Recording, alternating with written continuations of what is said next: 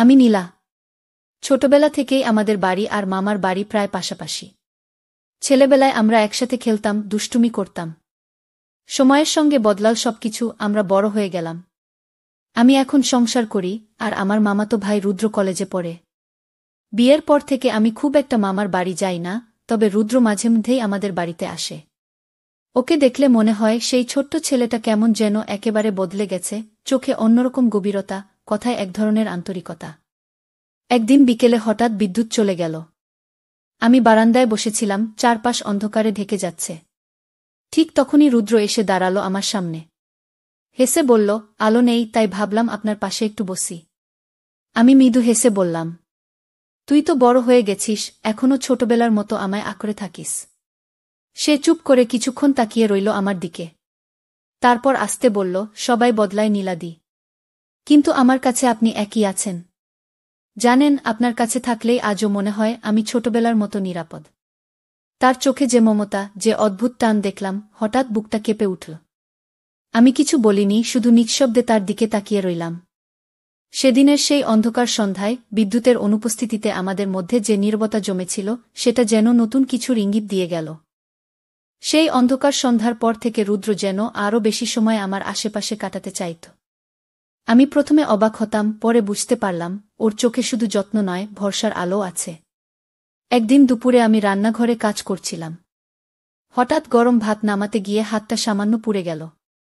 ব্যথায় কি আহকে করে উঠতেই রুদ্র ছুটে এলো। নীলাদি, কি হলো? বলেই আমার হাতটা নিজের হাতে নিয়ে ঠান্ডা জলে ডুবিয়ে দিল।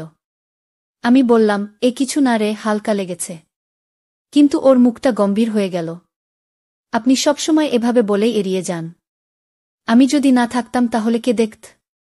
আপনাকে একা কষ্ট পেতে আমি সহ্য করতে পারি না। ওর কণ্ঠে যে ব্যথা, সেটা আমার বুক কেঁপে তুলল। আমি হেসে সামলাতে চাইলাম, তুই তো একেবারে দাদার মতো বকছিস। রুদ্র চুপ করে আমার দিকে তাকালো। তারপর আস্তে বলল, দাদা হয়তো আপনাকে দায়িত্ব দিয়ে ভালো রাখে, কিন্তু আমি আপনাকে অনুভব করি। আমি চাই সবসময় আপনার পাশে থাকতে। ওর কথাগুলো আমার ভেতর অদ্ভুত নীরবতা তৈরি করল। জানতাম এই অনুভূতিকে হালকা করে নেওয়া যাবে না। তবু বললাম, রুদ্র, আমাদের সম্পর্কটা খুব স্পেশাল। কিন্তু মনে রাখিস, সীমা ভুলে যাওয়া যাবে না। সে মৃদু হেসে মাথা নেড়ে বলল, আমি কোনো সীমা ভাঙতে চাই না নীলাদি। আমি শুধু চাই আপনি জানুন আমি আছি সবসময়। সেদিন বিকেলের আলোয় রান্নাঘরের সেই ছোট্ট মুহূর্তে আমাদের দুজনের মাঝে এক অদ্ভুত, নীরব বন্ধন তৈরি হল, যেখানে ভাষা কম, অনুভব বেশি। সেদিন বাড়িটা একেবারে ফাঁকা হয়ে গিয়েছিল। স্বামী বাইরে কাজে, আর আশেপাশের বাড়িগুলোও নিস্তব্ধ। দুপুরের গরমে ঘুম আসছিল না, আমি বারান্দায় বসেছিলাম। ঠিক তখনই রুদ্র এসে দাঁড়াল। হাতে একটা ঠান্ডা লেবুর শরবত বাড়িয়ে দিয়ে বলল, আপনি একা বসে আছেন, তাই ভাবলাম একটু সঙ্গ দিই। আমি হেসে শরবত নিলাম, কিন্তু কিছু বলিনি। রুদ্র আমার পাশেই বসল। মুহূর্তটা ছিল অদ্ভুত শান্ত, চারপাশে শুধু পাখির ডাক আর দূরের হাওয়ার শব্দ। হঠাৎ ও আস্তে বলল, নীলাদি, আমি অনেকদিন ধরেই একটা কথা বলতে চাইছিলাম। জানি হয়তো বলা উচিত নয়, তবু না বললে বুকের ভেতরটা কেমন যেন ভার হয়ে থাকে। আমি অবাক হয়ে তার দিকে তাকালাম। কি কথা? সে কিছুক্ষণ চুপ রইল, তারপর নিচু গলায় বলল, আমি চাই প্রতিদিন আপনার সাথে থাকতে। দিনরাত। আপনার হাসি, আপনার যত্ন, আপনার সবকিছু আমার জীবনের সবচেয়ে প্রয়োজনীয় হয়ে উঠেছে। আমি জানি আপনি আমার দিদি, কিন্তু আমার অনুভূতি শুধু সম্পর্কের বাঁধনে আটকে নেই। এটা তার চেয়েও গভীর। কথাগুলো শুনে বুক কেঁপে উঠল। আমি অনেকক্ষণ চুপ করে রইলাম। তারপর ধীরে বললাম, রুদ্র, তুই যা বলছিস তা খুব সহজ নয়। আমাদের সম্পর্কে সীমা আছে, সেটা ভাঙা যাবে না। রুদ্র মাথা নত করে ফিসফিস করে বলল, আমি কোনো সীমা ভাঙতে চাই না নীলাদি। আমি শুধু চাই আপনার জীবনের প্রতিটি নিঃশব্দ মুহূর্তে আমি থাকি, আপনার ছায়ার মতো। তার কথায় এক অদ্ভুত নীরবতা ভরে গেল চারপাশ। আমি জানতাম সেই মুহূর্ত থেকে আমাদের সম্পর্ক আর শুধু মামাতো ভাইবোনের মধ্যে আটকে নেই, এটা এক অদৃশ্য বন্ধনে বাধা পড়ছে, যেটা বোঝা যায় কিন্তু বলা যায় না। সেই রাতটা ছিল অদ্ভুত শান্ত। আকাশে অল্প মেঘ, জানালার ফাঁক দিয়ে ঢুকছিল চাঁদের আলো। আমি একা ঘরে বসে বই পড়ছিলাম। চারদিকে নিস্তব্ধতা, শুধু দূরে ঝিঙি পোকার ডাক। হঠাৎ দরজার কাছে টোকা পড়ল। নীলাদি, ঘুমাচ্ছেন? রুদ্রর গলা। আমি বই বন্ধ করে বললাম, না রে, ভেতরে আয়। সে ভেতরে এসে চুপ করে দাঁড়িয়ে রইল। তারপর ধীরে ধীরে বলল, আপনাকে একা দেখে মন টিকছিল না। জানি হয়তো আমার আশা ঠিক হয়নি, তবু থাকতে পারলাম না। আমি হেসে বললাম, তুই কেমন যেন অন্যরকম হয়ে যাচ্ছিস রুদ্র। সে আমার দিকে এগিয়ে এসে চেয়ার টেনে বসল। চোখে অদ্ভুত এক আলো। অন্যরকম হব না কেন? আমি প্রতিদিন বুঝি আপনার কাছে না থাকলে আমি কেমন ফাঁকা হয়ে যাই। আপনার হাসি আমার সব ক্লান্তি দূর করে দেয়। তার কথাগুলো বুক কাঁপিয়ে দিল। আমি চুপচাপ তাকিয়ে রইলাম। রুদ্র আস্তে করে বলল, নীলাদি, আমি জানি আমাদের সম্পর্কের একটা সীমা আছে। আমি সেটা মানি। কিন্তু এটাও মানি যে আমি আপনাকে ছাড়া নিজের দিন কল্পনাই করতে পারি না।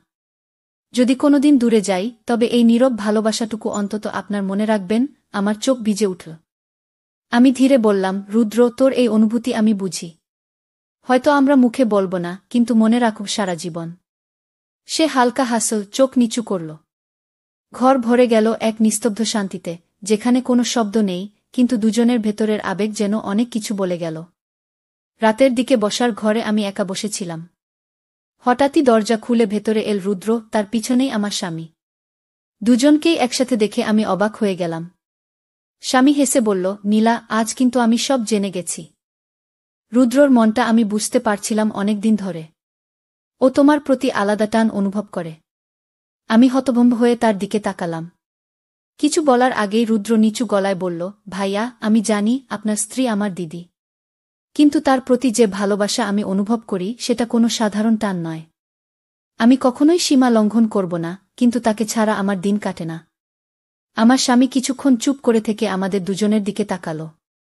ভালোবাসা তো কখনো জোর করে বাঁধা যায় না। রুদ্র, তুই যদি নীলাকে নিজের আলো মনে করিস, তাহলে সেটা অস্বীকার করার উপায় নেই। আমি শুধু চাই আমরা তিনজন একে অপরকে বুঝে নিই। কাউকে কষ্ট না দিয়ে এই বন্ধনটা হোক আরও সুন্দর। তার কথায় আমার চোখ ভিজে উঠল। আমি অবাক হয়ে বুঝতে পারলাম, স্বামী শুধু আমার নয়, রুদ্রর অনুভূতিকেও জায়গা দিচ্ছে। সেদিন রাতে তিনজন মিলে অনেকক্ষণ কথা হলো। হাসি, কান্না আর বোঝাপড়ার ভেতর দিয়ে আমরা উপলব্ধি করলাম, ভালোবাসা সবসময় একরকম হয় না। কখনো তা দায়িত্বের মতো হয়, কখনো আত্মীয়তার মতো মধুর, আবার কখনো অদ্ভুত টান হয়ে থেকে যায়। আমাদের সম্পর্কের রূপ বদলে গেল, কিন্তু ভেতরের বন্ধনটা আরও গভীর হল। কয়েকদিন পর স্বামী অফিসের কাজে দূরে গেল। যাওয়ার আগে হেসে বলেছিল, নীলা, আমি জানি তুমি একা থাকবে না। রুদ্র তো আছেই পাশে। কথাটা মনে রয়ে গেল। আমি অবাক হয়েছিলাম, তবু মনে হলো স্বামী বুঝে নিয়েছে সবকিছু। দিনগুলো একে একে কেটে যাচ্ছিল। রুদ্র প্রতিদিনই কোনো না কোনো অজুহাতে আমার কাছে চলে আসত। কখনো বাজার থেকে সবজি নিয়ে, কখনো দাদার খোঁজে। একদিন দুপুরে আমি রান্না করছিলাম। হঠাৎ রুদ্র এসে চুপচাপ দাঁড়াল। দিদি, আমি যদি না আসতাম তুমি একা কেমন কাটাতে? আমি হেসে বললাম, মানুষ সবসময় একা থাকলে নিজের মতো কাটিয়ে নিতে শিখে যায়। সে ধীরে ধীরে বলল, কিন্তু আমি চাই না আপনি একা থাকুন। আমি চাই প্রতিটি মুহূর্তে আপনাকে সঙ্গ দিই, যেমন ছায়া থাকে আলোয়। কথাগুলো শুনে বুক কেঁপে উঠল। আমি জানতাম রুদ্র এখন সুযোগ পেয়েছে, আর সেই সুযোগে তার অনুভূতিগুলো আরও স্পষ্ট হয়ে উঠছে। সেদিন রাতে জানালার ফাঁক দিয়ে চাঁদের আলো ঘরে ঢুকছিল। আমি শুয়েছিলাম, আর রুদ্র বারান্দায় বসে কথা বলছিল। হাওয়ার ভেতর দিয়ে তার কণ্ঠ শোনাচ্ছিল, নীলাদি, একদিন সময় যদি থেমে যেত, আমি চাইতাম আমরা দুজন সেই সময়ের ভেতরই আটকে থাকি। আমি চুপ করে তার দিকে তাকালাম। ভেতরে কেমন এক অদ্ভুত টান অনুভব করছিলাম, যা শুধু নীরবতা দিয়েই বোঝানো যায়। সেই রাতে আকাশে হালকা বৃষ্টি হচ্ছিল। জানালার কাছে টুপটাপ শব্দ পড়ছিল।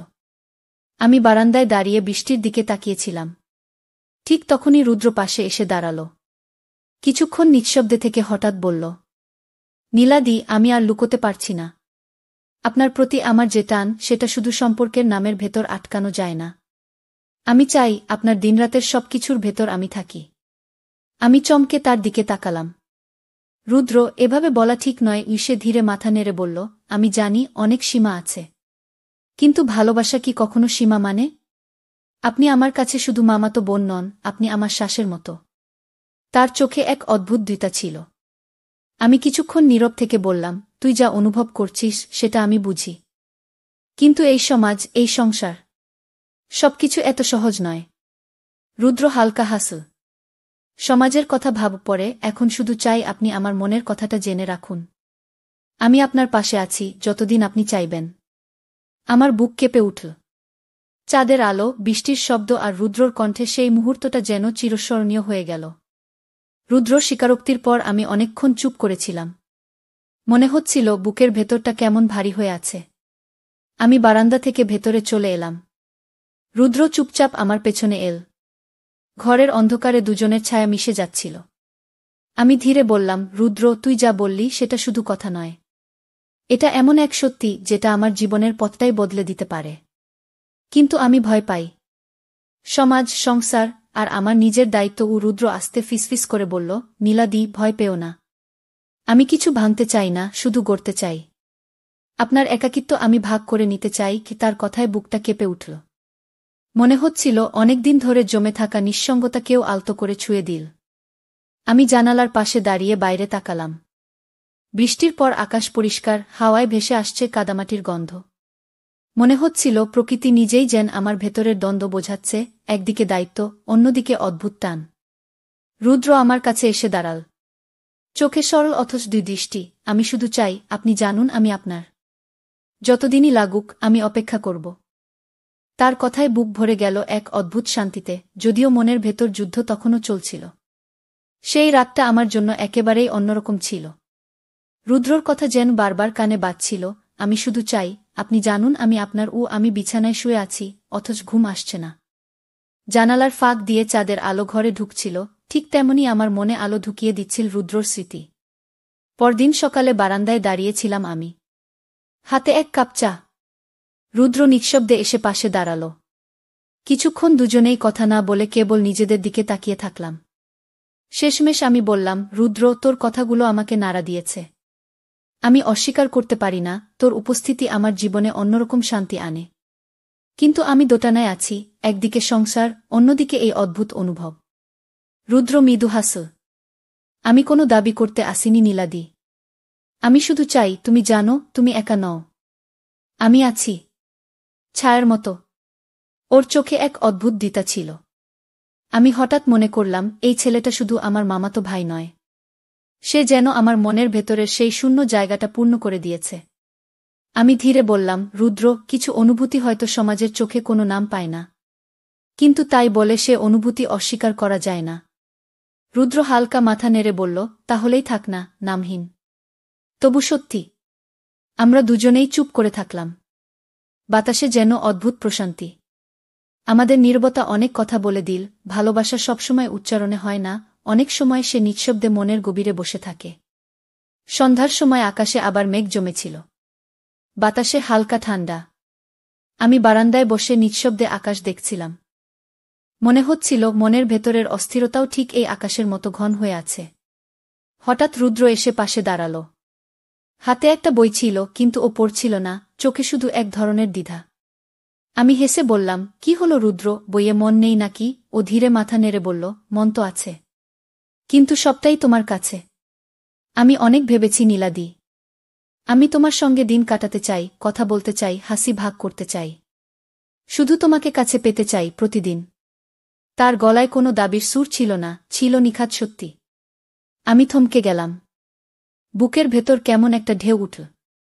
এতদিন যে কথাগুলো আমি শুধু বুঝতাম, আজ রুদ্র সেগুলো স্পষ্টভাবে উচ্চারণ করে দিল। আমি আস্তে বললাম, রুদ্র, তোর এই ইচ্ছে হয়তো অন্যরা বুঝবে না। কিন্তু আমি জানি তোর ভালোবাসা নিঃস্বার্থ। আমিও বুঝি, তুই আমার জীবনের এক অংশ হয়ে গেছিস। রুদ্রর চোখ হঠাৎ উজ্জ্বল হয়ে উঠল। তাহলে আমাকে দূরে সরিয়ে দিও না। আমি প্রতিজ্ঞা করছি, কখনো সীমা অতিক্রম করব না। শুধু চাই তুমি জানো আমি আছি, দিন রাত, সবসময়।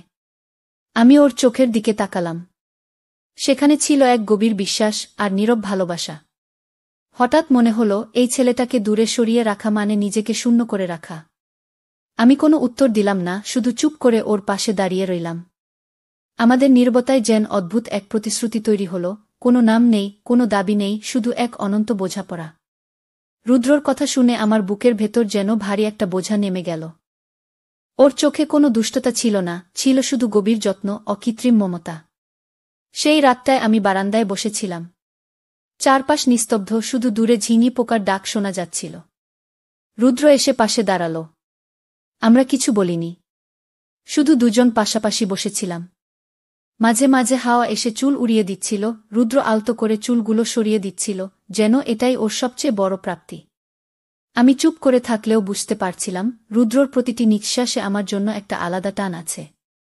আর আমিও মানতে বাধ্য হচ্ছিলাম, ওর উপস্থিতি ছাড়া ঘরটা ফাঁকা লাগে। হঠাৎ আমি আস্তে বললাম, রুদ্র, সম্পর্কের নাম যাই হোক না কেন, একটা বিশ্বাস যদি থাকে সেটাই তো সবচেয়ে বড়। রুদ্র মৃদু হেসে বলল, তাহলে আমাকে শুধু বিশ্বাস করে থেকো। আমি আছি, তোমার ছায়ার মতো, প্রতিদিন। ওর কথায় বুকটা কেঁপে উঠল। আমি ওর দিকে তাকালাম, তারপর চোখ নামিয়ে নিলাম। কিছু বলা হয়নি, কিছু চাওয়া হয়নি। তবু মনে হচ্ছিল অদৃশ্য এক বন্ধনে আমরা বাধা পড়ে গেছি। সেই রাতটা চাঁদের আলোয় ভরে গিয়েছিল। আমাদের নীরবতা যেন হয়ে উঠেছিল এক নিঃশব্দ কবিতা। যেখানে ভালোবাসা ছিল কিন্তু দাবি ছিল না। যেখানে অনুভূতি ছিল কিন্তু কোনো শব্দের প্রয়োজন ছিল না। সেই কয়েকদিন আমার জীবনে যেন অন্যরকম হয়ে উঠল। রুদ্রর সঙ্গে কাটানো প্রতিটি মুহূর্ত মনে হচ্ছিল অমূল্য। আমরা কথা বলতাম কম, কিন্তু নীরবতায় বলতাম অনেক কিছু। এক বিকেলে বৃষ্টি হচ্ছিল। বারান্দায় দাঁড়িয়ে ভিজতে ভিজতে আমি হেসে ফেললাম, বুকটা হালকা লাগছিল। রুদ্র আমার পাশে এসে দাঁড়াল।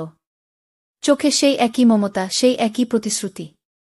আমি আস্তে বললাম, রুদ্র, যদি কোনোদিন এই সময়গুলো শুধু স্মৃতি হয়ে যায়, তখনও তুই মনে রাখবি তো? রুদ্র চোখ নামিয়ে মৃদুস্বরে বলল, স্মৃতি নয় নীলাদি, এগুলো আমার শ্বাসের মতো। যতদিন বাঁচব, তোমার এই হাসি, এই নীরবতা আমার ভেতরে থাকবে। আমি থমকে গেলাম। বুক ভরে উঠল অদ্ভুত আবেগে। হঠাৎ মনে হল, আমাদের এই বন্ধনকে কোনো শব্দে বেঁধে রাখা যাবে না। আমি শুধু বললাম, তাহলে থাক না রুদ্র। আমাদের এই গল্পটা নামহীন থেকেও সত্যি হোক। বৃষ্টির শব্দে চারদিক ভরে যাচ্ছিল। আমরা দুজন চুপচাপ দাঁড়িয়ে রইলাম।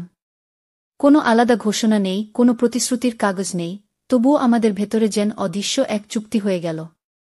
ভালোবাসা সবসময় উচ্চারণে আসে না। অনেক সময় সে নীরবতায় থেকেও চিরজীবন মনে গেঁথে থাকে।